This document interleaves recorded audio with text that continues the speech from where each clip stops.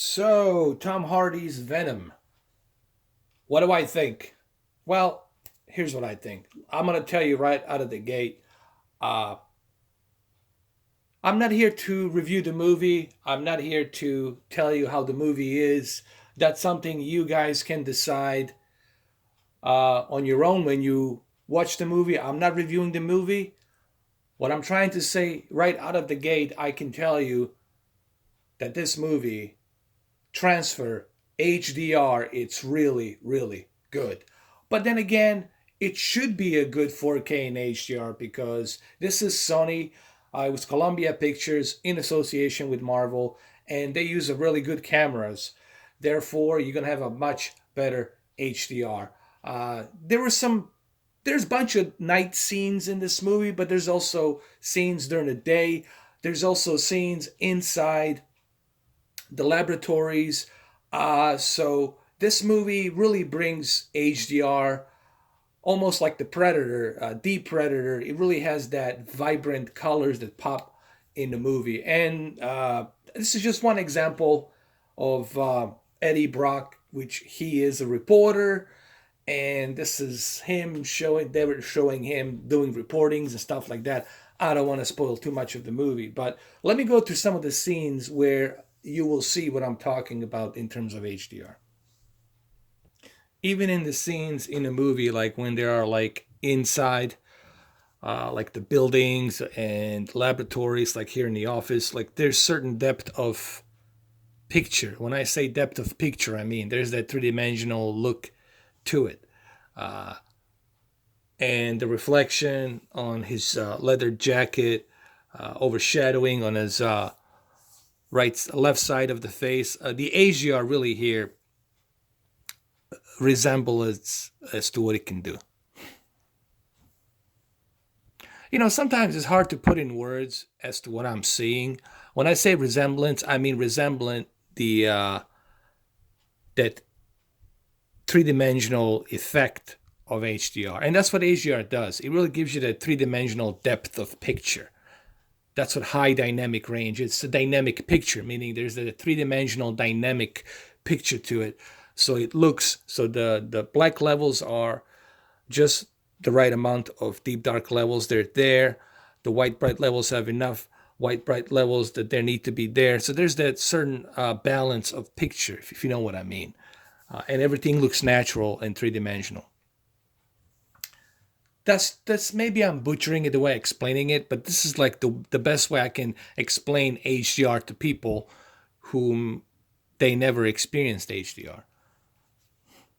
The best way to describe the Venom transfer and picture quality, it feels as if almost you were watching the 4K HDR version of, let's say, Westwood, or let's say you're watching the 4K HDR version of Doctor House. It really has that, clean, sharp, vibrant detail to it. It doesn't feel like a movie. It doesn't feel like a film. It doesn't have that film grain, like some other movies do.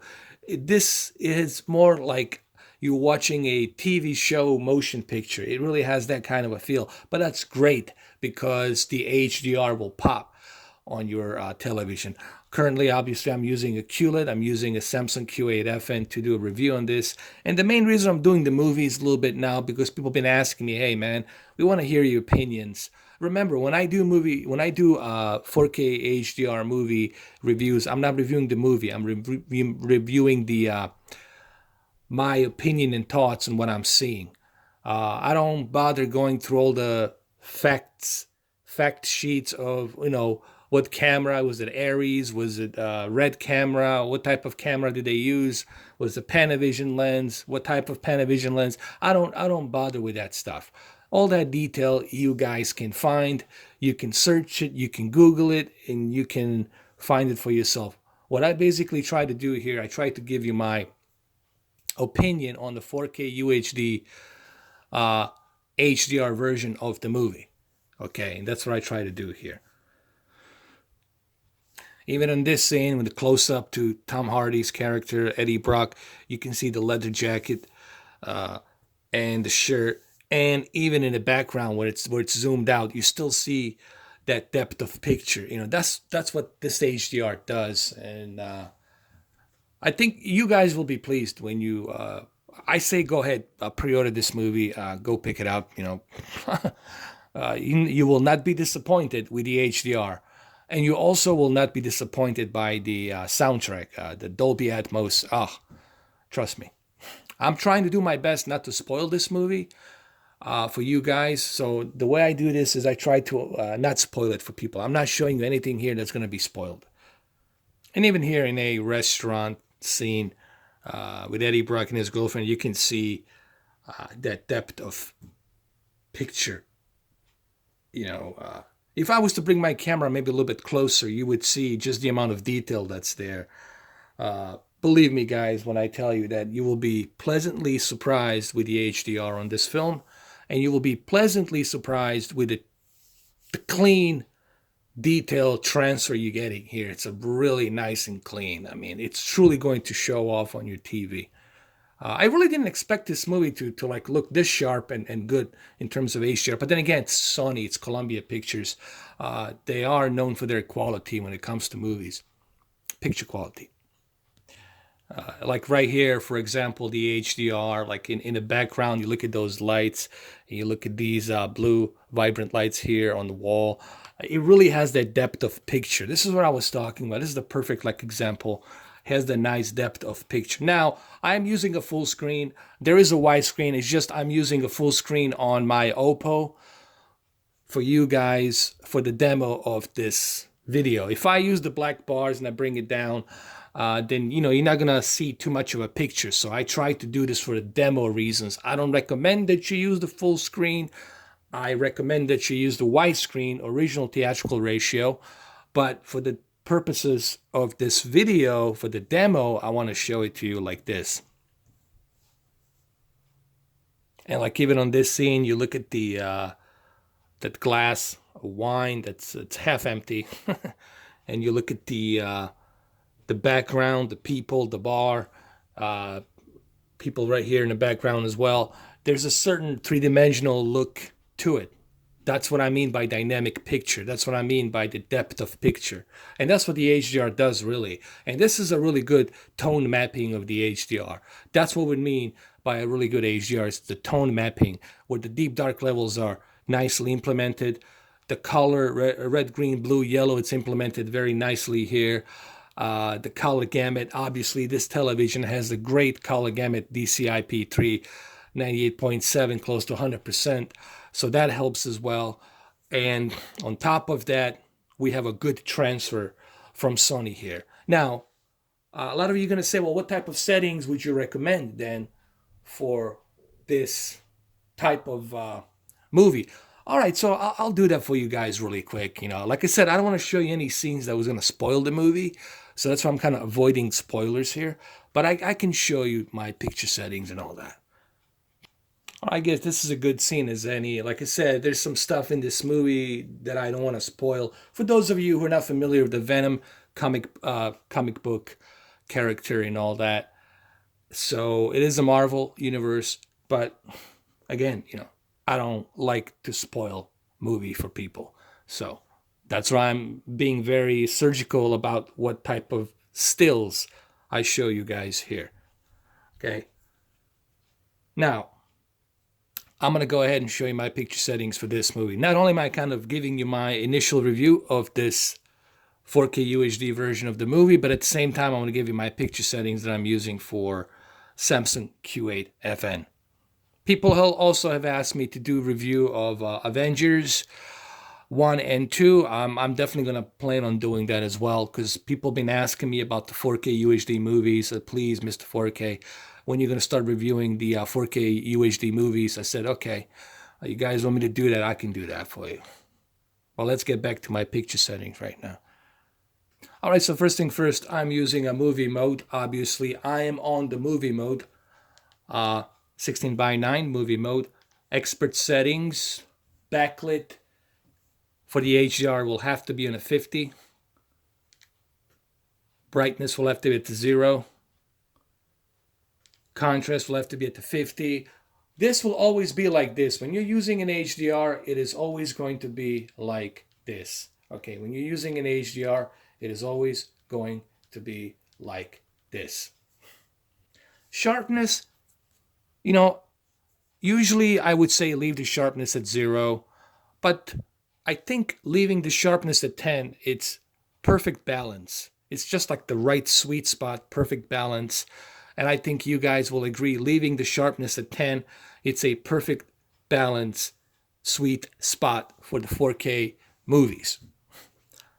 Color, I'm at 23. People ask me why 23, because again, I want to be at the sweet spot. I want to be at the balanced level.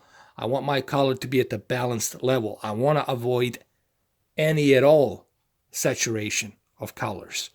Remember, you do want to avoid saturation. When you have your calibration, when you have somebody calibrating your television, guess what? They're trying to avoid color saturation. It's just they're using a software to detect what would be the most feasible color adjustment for your TV. So I left the color at 23. There's the clean view. I always keep it on automatic, so that way I don't have to worry about when I go back to my cable, scrambled digital cable, I don't have to worry about turning it back on and off. I always leave this on automatic. Oh, here we go, Tom Cruise. Automotion Plus settings. Now, I do agree with Tom and what he says. Sure, the Automotion Plus settings, interpolation should be turned off because the movie was not meant to be seen with high-speed images, okay? Now, this is a personal preference. I'm not here to tell you turn it off or turn it on. I'm just here to tell you if you want to enjoy the movie in its originality, then you want to turn this off. You want to turn this off. But if not, then you can turn it on automatic. I think if you use automatic option, it will be the most feasible soap opera effect. But again, it's a personal preference. I would advise you to turn it off if you want to enjoy the movie the way the filmmaker intended it to be. But if you don't care about that and you like to have that automatic motion plus, then keep it on automatic. This is a personal preference, okay? Local dimming I set to high. Just so you guys know, I always leave my local dimming at high. I never mess around with my local dimming. I keep it at high. As a matter of fact, on Samsung, you cannot turn it off. It is always at high. Contrast enhancer. Well, normally I would tell you guys to keep it at high, but I felt after doing some tests. Remember, guys, I do a lot of tests. And sometimes I'll change my mind. I'll say, I don't know about that. Listen, this TV is bright as it is. This TV has an excellent contrast ratio. I don't think there's any reason for you to really move that contrast enhancer to high that much, because I felt that the white bright levels are being a bit overblown. You know, I mean, if you want to use it, that's fine. If you want to use it, that's fine. But I felt that leaving it at high, the white bright levels get a bit overblown. Keeping it at low gives you that nice, smooth, white bright levels, if you know what I mean. So I would just keep it at low. And color tone for the movies, guys, warm 1. I always go with the warm 1 tone of color at all times. Color space, again, this is a personal preference. Some people like native, and some people like automatic. I personally like native. I already done the video on this with Jurassic Park where I explained to you why I chose to go with a native color instead of automatic color. So for more information on that, you guys can go check out that video that I did last week. That's why I make these videos. So you guys can go ahead and check them out. So this is pretty much it. This is what I'm using for the movies. You guys been asking me this question. Hey, what about the movie settings? Well, there you have it. Not only am I reviewing the HDR and 4K picture of this movie, but at the same time, I'm giving you the movie settings as well. So hopefully you guys appreciate that. And maybe I can show you one more still in the movie. I think I saved the one for the last. There's no spoilers. What I'm going to show you next, there's no spoilers. It's just, I want you guys to see this. All right, so I saved this for the last. This is in the research or laboratory in this place. I'm not going to tell you who this person is because I don't want to spoil the movie. Again, I'm not here to spoil the movie. I'm just here to give you my technical aspect on how the HDR and how the picture quality and the transfer looks on the Samsung Q8fn. And if you look at this scene, for example, you look at the those LED panels, LCD screens in the back. You look at the those curved LCD LED panels that are here. You look at the reflection. The HDR has such a nice depth of picture. So this is what I was talking about when I talk about HDR. I talk about the depth of picture, dynamic depth of picture. And again, I'm as blown away by this HDR just like I was blown away by the Predator HDR. Yes, I will do a Predator HDR also review, as well as the Avengers 1 and 2. And I believe people asked me also to do a Mission Impossible Fallout. And what's the other movie people wanted me to do?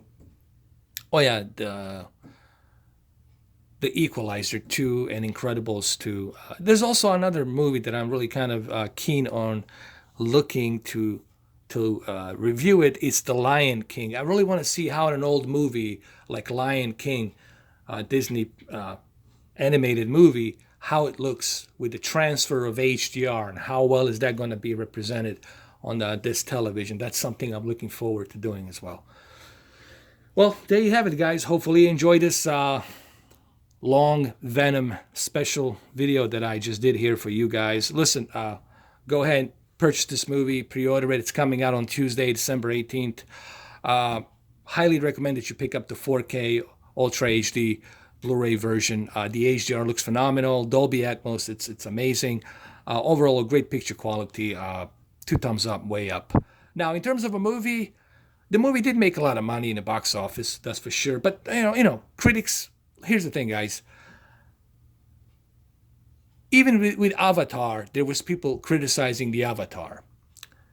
Even with the Star Wars that J.J. Abrams did, the first Star Wars movie with Harrison Ford, the Episode 7 that he did, there's always people criticizing and complaining about something. So, there's always going to be criticism. No matter what movie you make, there's always going to be criticism. Believe it or not, even Saving Private Ryan had some criticism, like there weren't enough Canadian troops or something. There's always going to be criticism on the movie one way or the other, but you shouldn't just rely on what the criticisms are. You need to check the movie for yourself. That's the best way to know whether you like it or don't like it. All right, well, there you have it, guys. Hopefully you like this video. I'll catch you guys pretty soon. Take care.